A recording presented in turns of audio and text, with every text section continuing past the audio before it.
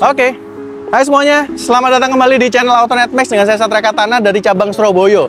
Dan kali ini kita mau road trip lagi ya. Nih, Mazda CX-8 atau CX-8. Jadi kita perjalanan jauh lagi dari Surabaya ke Jakarta. Dan kita akan bahas gimana kalau kita pakai mobil ini perjalanan jauh 700-an kilo lebih ya. Gimana impresinya, gimana rasanya? Ikutin terus video ini. Jadi kali ini kita dipinjemin Mazda CX-8 tipe tertinggi, tipe Elite. Ini unitnya Mazda Aditya Warman Surabaya. Dan kita akan datang ke Jakarta itu ke acara yang spesial ya. Buat kalian yang penasaran acaranya apa, kalian pastiin nontonnya sampai akhir. Yaudah, kita langsung rasain ya. Kita langsung masuk ke mobil.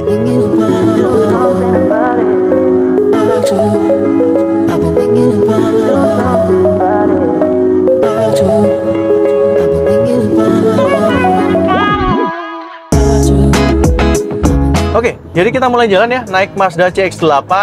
Dan sebenarnya kita mau ceritain dulu kenapa kita mau milih mobil ini dibanding banyak mobil yang ada di Surabaya ya, termasuk kenapa kok Mazda. Kemarin kita naik Nissan Serena C27 ya, dari Surabaya ke Jakarta juga. Kalau kalian belum nonton videonya, boleh cek di klik link di atas atau mungkin di deskripsi ya. Dan kita udah rasain ya, gimana enaknya naik MPV boxy perjalanan dari Surabaya ke Jakarta. Nah, kali ini SUV. SUV-nya juga bukan SUV yang kecil ya. Ini mobil 4,9 meter ya, ternyata lumayan gede juga.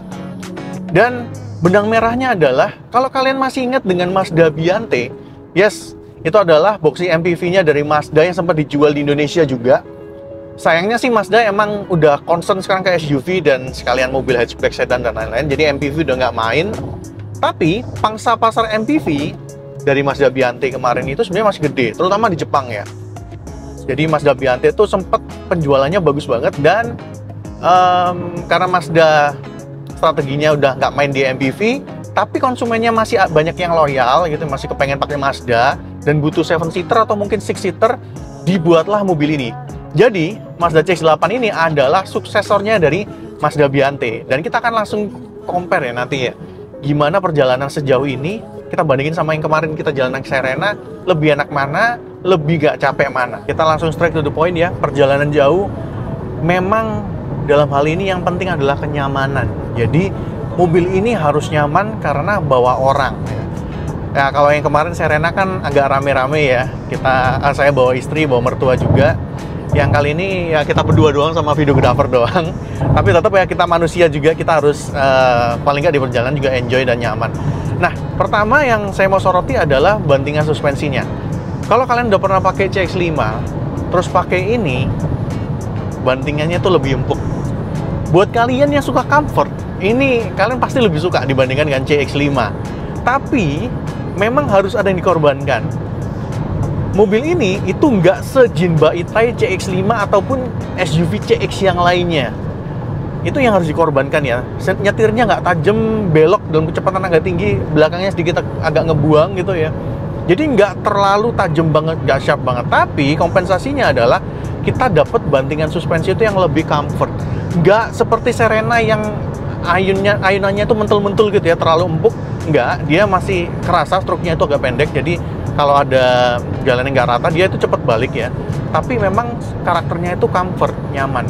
Dan bantingan seperti ini sih kalau dipakai perjalanan jauh, ya kita udah jalan sekitar berapa ratus kilometer ya ini. Kita udah mendekati masuk ke Jawa Tengah dan rasanya itu nyaman banget. Berikutnya, visibilitas. Ini penting karena kita perjalanan jauh, ngetol kayak gini ya, kita pandangan ke depan, ke belakang itu harus jelas. Ke depan sih nggak ada masalah ya. Dia posisi duduknya ini agak commanding, jujur aja. Ya seperti SUV pada umumnya, ini saya udah duduk paling rendah dan masih kelihatan kap mesin. Jadi emang commanding banget. Kaca depan juga nggak ada masalah, kelihatan dengan jelas. Spion kanan kiri juga dia ukurannya gede. Spion belakang juga udah auto dimming dan lihat ke belakangnya juga nggak masalah. Dan ini head unit dia agak ke bawah ya, jadi nggak terlalu ngeganggu banget.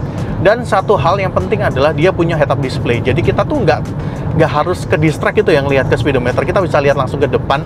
Dan untuk head unitnya itu ada joystick di samping. Jadi kita juga nggak ke distract harus touchscreen gitu. Nah, masih dalam hal kenyamanan, suara ya, kegedepan kabin itu yang salah satu juga penting. Dan dalam hal ini biasanya Mazda emang juaranya ya. Sama di mobil ini juga kegedepan kabinnya tuh bagus banget. Plus ditambah dengan audio dari Bose itu yang suaranya juga mantep ya. Ya memang masih ada lah suara masuk, suara angin, sayup-sayup ya. Dan kebetulan kita lagi lewat di bagian yang aspal, jadi suara ban itu nggak terlalu masuk ya. Dan emang harusnya kan aspal ya. Kalau waktu kita lewat yang di beton emang suara bannya agak sedikit masuk. Dan di sini juga berfungsi juga buat kalian kalau bawa keluarga dan keluarga mau tidur ya. Suara kalau bising tentunya agak kurang comfort. Dan di sini kegelapan kabinnya tuh bagus. Berikutnya, kalau kita berjalan jauh otomatis kita pasti bawa bekal ya. Nggak anak sekolah doang yang bawa bekal. Kita pergi ke Jakarta juga bawa bekal ya. Mungkin camilan atau minimal minum ya, air mineral gini ya. Dan kalau kita ngomong akomodasi atau functionality, emang kalau dibandingkan dengan MPV, apalagi boxy MPV seperti Serena, jelas kalah. Tempat penyimpanannya pasti lebih sedikit. Tapi at least di sini Mazda udah menyediakan beberapa tempat penyimpanan. Mulai dari ada cup holder di tengah ini ada 2 biji. Di tengah ini ada juga laci kebuka yang bisa jadi wireless charger juga. Di door trimnya otomatis juga pasti ada kantongan, kita bisa taruh dompet, e-money, terus botol dan lain-lain.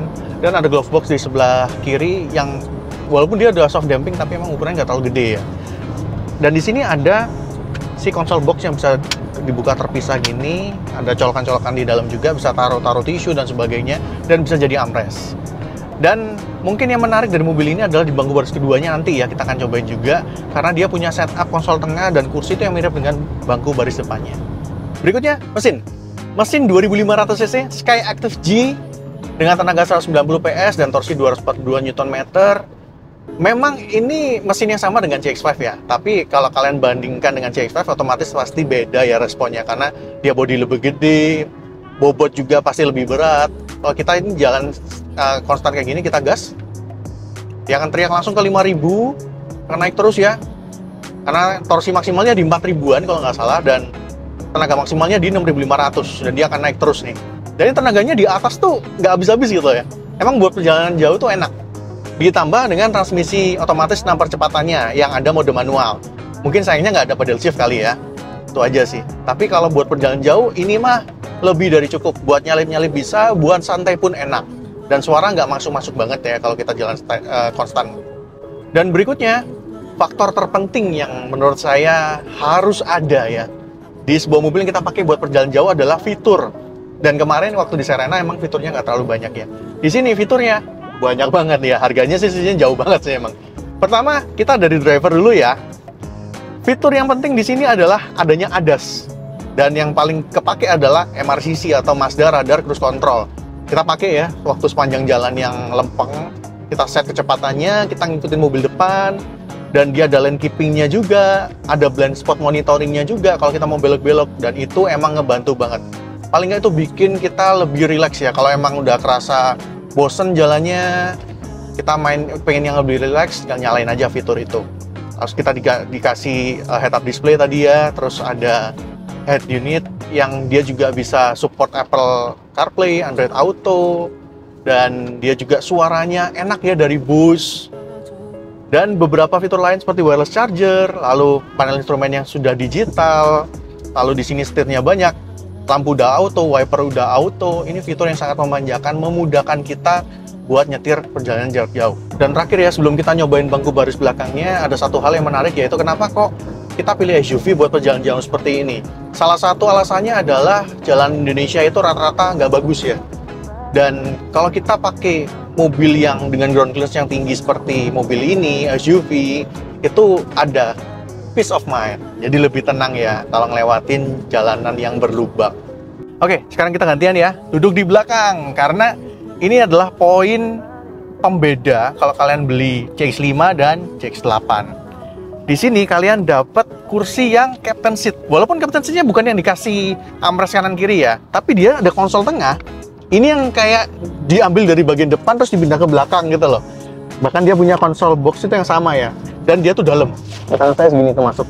Dan ada colokan USB-nya, kita bisa ngecas handphone, ada cup holder, dan kursinya selain dia elektrik, bisa maju, bisa mundur, dan bisa recline juga. Ini recline-nya bisa rebah banget ya, enak nih. Selain itu, dia juga ada ventilated seat dan juga ada heaternya juga. Jadi kan bisa pilih, bisa panas atau dingin. Tapi kita notice ya, waktu kita berhenti dan nyalain ventilated seat-nya, itu suara fan-nya itu agak ganggu gitu ya, karena kenceng banget suaranya. Ya mungkin kalau kalian lagi setel lagu sih nggak akan ada masalah, nggak akan kedengeran juga, karena dari tadi juga kita nyalain juga nggak terlalu kedengeran kalau waktu di jalan. Dan kalian masih dapat sunshade di sini, jadi kalau panas-panas ini kan kayak kaca filmnya nggak kurang menolak panas ini, jadi butuh tambahan kayak gini kalau duduk belakang ya. Dan di sini materialnya kebanyakan ini udah soft touch ya, jadi emang nyaman banget. Legroom juga enak, duduk enak, dan emang ini cara paling tepat menikmati CX-8. Kalau mau nyetir mah Mazda 3 aja ya.